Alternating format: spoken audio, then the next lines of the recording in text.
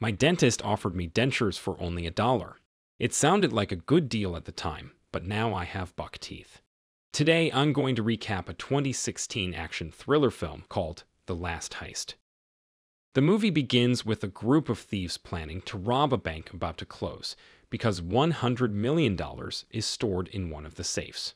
Now the criminal's van is parked in front of the bank, waiting for the driver's signal to get out and start the robbery. He, however, catches a glimpse of a smartly dressed man on the sidewalk with a large bag in his hand and black sunglasses on. The man stops and stares at the driver suspiciously for 5 seconds, after which he resumes walking and enters the bank. The man, who turns out to be a reverend, tells the clerk that he wants to make a deposit in his safe. He informs him that the bank is closing and is asking all its customers to empty their safes. If they do not, the feds will take their things and contact them later. The reverend doesn't seem to want to deal with the feds and says he wants to pick up all the things now. Entering the room are Mrs. Waxman, an angry customer, and the bank manager, who tells the reverend to wait, pointing to Cynthia, the woman who had been waiting hours for her turn. The reverend walks over to Cynthia, takes off his sunglasses, and after staring at her insistently, convinces her to give up her seat to him. Outside, the thieves don their skeleton mask to avoid being recognized, grab their weapons, and get out of the van. They break into the bank, but before they tie up the hostages, Cynthia hides a phone. The robbers count the hostages and realize that 2 people are missing from the room. The clerk takes the reverend to his safe, and the latter asks him to leave because his things are very personal, but he says regulations don't allow him to do so. Soon after, upstairs, he hears gunshots, and the clerk runs to see what is going on.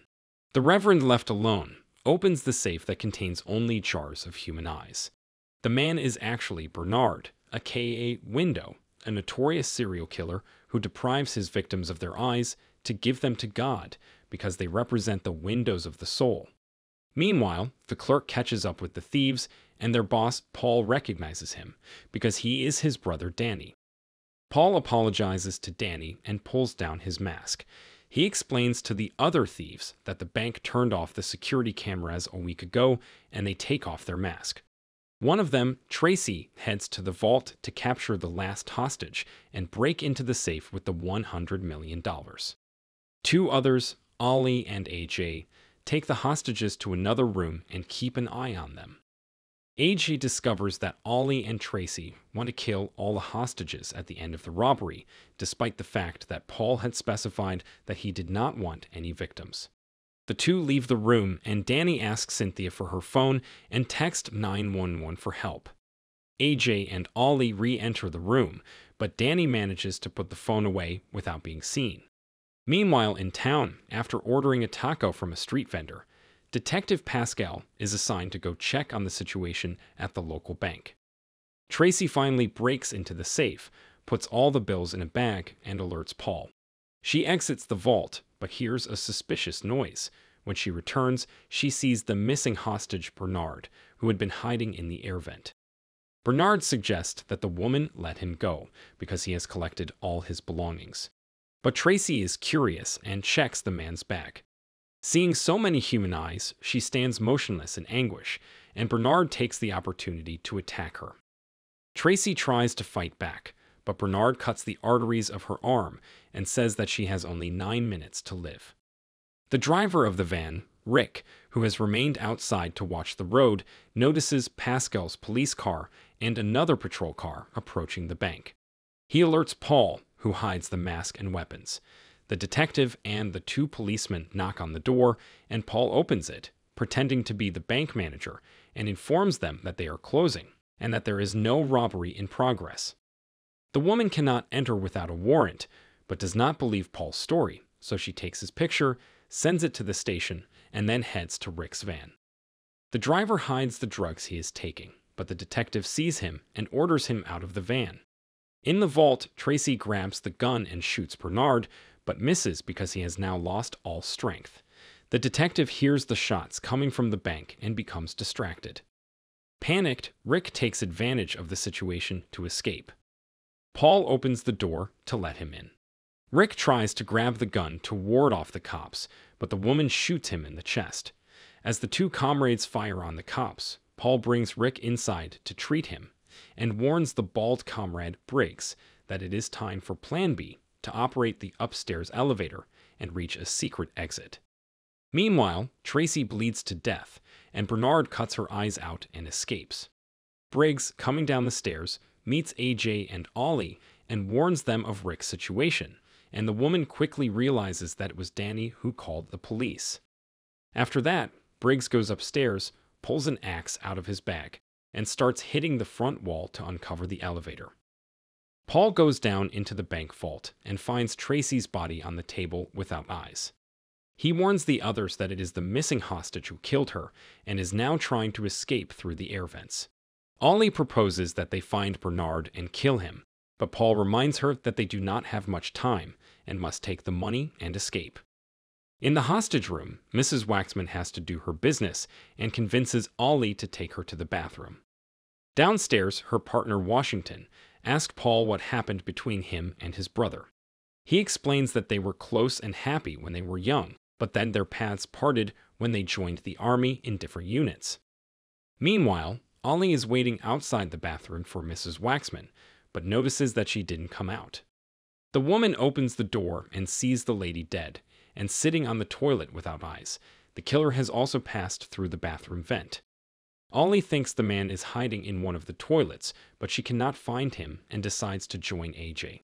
On her way out, however, Bernard grabs her by the shoulders, throws her to the floor, and stabs her in the chest, killing her instantly.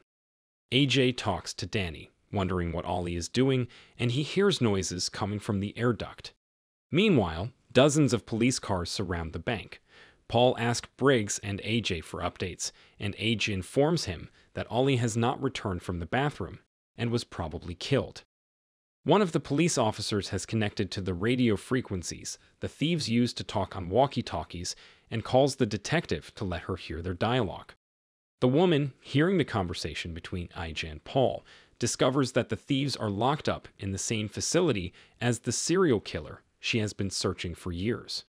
Paul, desperate, comes out of the bank unarmed and asks the detective to discuss the situation peacefully. The woman agrees and asks him how many hostages and how many thieves there are in total. Paul ignores her questions and asks her to bring him a school bus and a doctor for Rick within 2 hours. If they do not, Paul threatens to shoot the hostages. The detective acknowledges that he does not strike her as the kind of person who would kill someone, even though she knows he used to be a soldier. Paul says he served in the Corps, and the woman states that her husband was also a soldier, but died from an explosion in Baghdad. The detective confesses to Paul that she does not understand why guys like him, after surviving a war, do not start a better life, instead of turning to crime. The woman then accepts Paul's proposal, and he says that in return, he will hand over the hostages to her and her team. Detective Pascal orders 2 policemen to enter through the window behind the bank and update her on the situation. Paul returns to the bank and orders Washington to join AJ on the upper floor and prepare the hostages. Washington convinces Danny to stabilize Rick so that the doctor can arrive in time to treat him. Meanwhile, the detective and her boss are arguing about the simplicity of Paul's request because they are afraid they will get screwed. Interrupting them is a large black van from which a DOD team, called in by SWAT, emerges. The leader of the team is Sinclair, and he says he has been trying to catch Paul for years. Detective Pascal asks him what he is trying to steal if the bank is closing, and he informs her that there is $100 million in cartel money in the vault. One of Sinclair's men, Smith, is a doctor and enters the bank to treat Rick. Paul recognizes him and takes him upstairs as a hostage. He, in return, takes Cynthia and Rick and turns them over to the cops. AJ ties Smith to the chair and suggests that he stand still if he does not want to die. A few moments later, Bernard falls from the shaft of the room and approaches. Smith pleads with AJ to shoot him before it is too late, but he hesitates out of fear. Bernard says that all of them are sinners, and that after hearing God's voice, he realized he must collect the most souls. And he does this by taking out the eyes of his own victims. AJ loads his weapon and is about to shoot Bernard. Meanwhile, Sinclair's sniper Chen is standing over the building in front of the bank and is aiming at AJ, thinking that Bernard is just another hostage. As soon as AJ is about to pull the trigger, a bullet goes through his head, leaving Bernard and Smith alone in the room. Sinclair and his partner Jones burst into the bank along with the detective. Everyone starts shooting, and one of the soldiers kills Washington. The shooting stops, and Sinclair asks Paul if he stole all the money. The detective does not understand what is going on, and Paul tells her that Sinclair is also from the cartel. Meanwhile, Briggs, who has activated the elevator, hears the gunshots and heads toward Paul. In the next room, however, he encounters Smith's eyeless dead body. The latter tries to warn Briggs to escape, but does not have enough strength to make himself understood. Bernard appears behind Briggs and hits him with his axe. In the main room, the detective declares Sinclair under arrest, but he tells her not to meddle. From upstairs, the two policemen sent by the detective also arrive, but Jones kills them instantly. Paul takes advantage of his distraction to hit him and kill him. The manager sees a weapon near him and tries to grab it to save himself, but Sinclair kills him without hesitation. The detective threatens the soldier to shoot him if he does not drop the weapon, but he tries to convince her to split the money. She does not accept and is surprised from behind by Chen, who shoots her. The only ones left alive are Danny and Paul, and they know they cannot win against Chen and Sinclair. Paul surrenders, but Sinclair apologizes and kills him. They are about to kill Danny as well, but the detective, with her last remaining strength, kills Chen and shoots Sinclair. He survives, however, and escapes upstairs, encountering the dead and eyeless Smith, AJ, and Briggs. Danny frees himself with scissors and then takes the detective's gun and goes after Sinclair to kill him. The latter escapes into the vault using the elevator. While looking for the exit, he runs into the killer, who beats him, knocks him to the ground, and stabs him.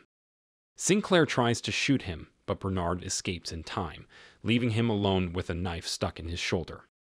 Danny also reaches the vault and is surprised by Bernard, who tackles him to the floor, but he grabs the knife and stabs the serial killer in the throat, killing him once and for all. Sinclair has found the exit and plans to escape safely, but Danny stops him from behind and, before Sinclair can react, shoots him right in the forehead. Danny is now happy. He has avenged his brother's death and stopped the serial killer from making more killings, but he does not know that the window killer has survived and is behind him, surprising him by stabbing him in the shoulder. Bernard throws him to the ground, kills him, and then plucks out his eyes and places them in one of his jars. The window killer, safe and sound, has now collected more souls and goes home with $100 million. If you enjoyed this video, don't be shy to hit the like button, and if you disliked it, hit the dislike button twice, just to be sure. It would be best if you watched the whole movie. Thank you very much for watching. Please subscribe for more videos like this.